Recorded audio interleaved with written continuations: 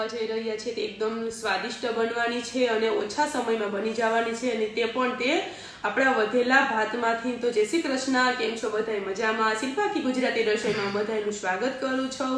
તો ચાલો આપણે વડી બનાવીએ। આજે વધેલા ભાતમાંથી આપણે સરસ વડી બનાવવાના છીએ, જેમાં આપણે મેં આ એક મોટો બાઉલ જેટલા બપોરના ઠંડા જે ભાત વધેલા છે તે લીધા છે બાસમતી। એની સામે આપણે એક બાઉલ ચણાનો લોટ લેવાનો છે, પછી એક બટેટું નાનું ખમણેલું, એમાં મરચું અને આદુનું ખમણ, અને એક આપણે નાની ડુંગળી ઝીણી સુધારેલી લીધી છે, લાલ મરચું, ધાણા જીરું, હળદર, નિમક અને આપણો પાસ્તા મસાલો લીધો છે। તો પહેલાં આપણે આ ભાત છે તેને એકદમ સરસ હાથેથી મસરી અને એક સરખો એવા આપણે લોટ હોય એવી રીતના આપણે એકદમ સરસ કરી લેવાનું છે। તો પહેલાં આપણે આ એકદમ સરસ ભાતને એક સરખા મસરી લઈએ। આપણે ગેસ ચાલુ કરીને તેલ ગરમ મૂકી દઈએ। તેલ ગરમ થાય તો આપણી વડી બની જાય। આપણે આમાં આ ભાતનો એકદમ સરસ માવો થઈ ગયો છે, એમાં આપણે 2 ચમચી જેટલો ચણાનો લોટ લેશું। તમે ચણાના લોટના બદલે ચોખાનો લોટ પણ ઉપયોગ કરી શકો, ચોખાના લોટના બદલે તપકીરનો લોટ પણ ઉપયોગ કરી શકો। કે બટેટું, આદુનું ખમણ ને લાલ મરચું લીધું છે તે પણ આમાં સરસ ઉમેરી દઈશું, જેથી આ બટેકાના ખમણથી એકદમ વડી ફરસી થશે। અને આ મેં આટલી ડુંગળી લીધી છે તે પણ આપણે એડ કરી દઈશું। હવે આપણે બધા મસાલા એડ કરીશું। આપણે 1 ચમચી જેટલી ચટણી લેશું, અડધી ચમચી જેટલી હળદર, સ્વાદ અનુસાર આપણે નિમક એડ કરીશું, 1 ચમચી જેટલી ધાણા જીરું, અને આ પાસ્તાનો મસાલો છે તે પણ આમાં એડ કરી દઈએ। આપણે મસાલો એડ થઈ ગયો છે, આને પાછું એકદમ સરસ ભેરવી લઈએ।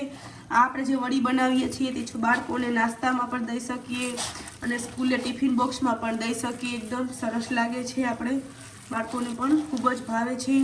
બપોરની આપણે રસોઈ તો ફિક્સ હોય, દાળ ભાત શાક રોટલી, પણ જ્યારે આપણે ભાત વધ્યા હોય ત્યારે આપણે બહુ તો વઘારતા હોઈએ, એના કરતાં આપણે આવી રીતના વડી છે કોઈ બીજી આઈટમ કરીને બાળકોને ખવડાવી શકીએ। હવે આપણે આને એકદમ સરસ પાછું મસરી લઈએ। હવે આપણે આવી રીતના જે આપણે ઊંધિયા શાકમાં વડી બનાવતા તેવી રીતના એ જ સાઈઝની આપણે વડી બધી બનાવી લઈએ। હવે આપણું તેલ આવી ગયું છે, તેમાં આપણે આ બધી વડી છે તે સરસ એમાં તળી લઈએ। તો આપણે ભજીયાની જેમ પણ પકોડી બનાવતા એવી રીતના પણ આપણે પાડી શકીએ। તો મેં અત્યારે વડીનો શેપ આપ્યો છે। હવે આને બધીને તળી લઈએ। ડુંગળી અને બટેટાનું ખમણ એકદમ સરસ લાગે છે।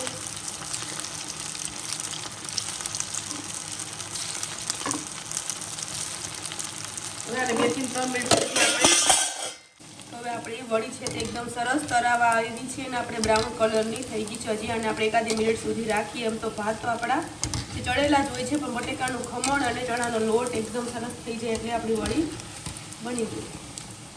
બધી આપણે તેલમાં ઉપર સરસ આવી ગઈ છે। તો આપણી આ ગરમા ગરમ વડી છે તે તૈયાર થઈ ગઈ છે। મેં 2 પ્રકારના બનાવી છે, જે આપણે પકોડી ટાઈપ અને એક આ વડી ટાઈપ। જે લોકોને મારી રેસીપી પસંદ આવે તે મારી ચેનલને લાઈક કરજો, સબસ્ક્રાઈબ કરજો, શેર કરજો અને બેલ આઇકન દબાવવાનું ના ભૂલતા, જેથી તમને મારી નવી રેસીપી જોવા મળે। બીજી રેસીપી સાથે મળશું, ત્યાં સુધી બધાય આવજો।